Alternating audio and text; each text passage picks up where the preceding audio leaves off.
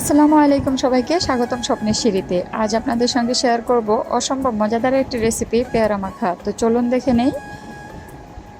পেয়ারা মাখা তৈরি করতে যে উপকরণগুলো লাগবে: পেয়ারা, কাঁচামরিচ, ধনেপাতা, তেঁতুল, লবণ, পোড়ামরিচ, সামান্য চিনি।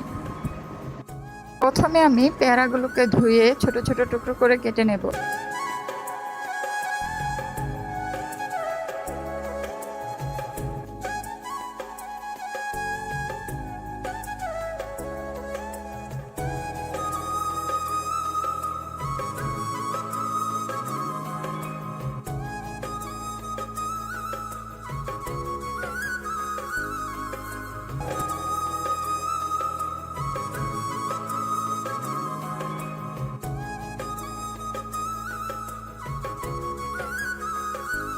এরপর কাঁচামরিচ ও ধনেপাতা কুচি করে নেব।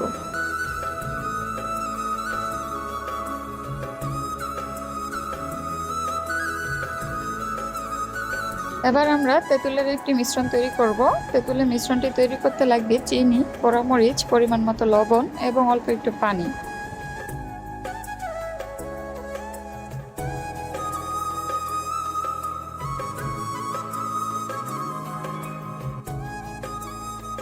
তেঁতুলের মিশ্রণটি তৈরি হয়ে গেলে কেটে রাখা পেয়ারাগুলো নিয়ে নেব এবং একে একে সবগুলো উপকরণ এর সঙ্গে অ্যাড করে দেব।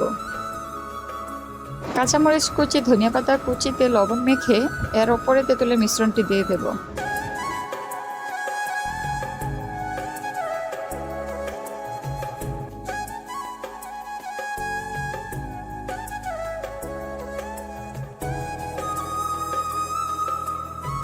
এবার সবগুলো উপকরণ ভালোভাবে মেখে নিলেই তৈরি হয়ে গেল মজাদার সুস্বাদু এই পেয়ারা মাখা। ভিডিওটি যদি আপনাদের ভালো লেগে থাকে, সাপোর্ট করবেন, পাশে থাকবেন। ধন্যবাদ সবাইকে। আসসালামু আলাইকুম।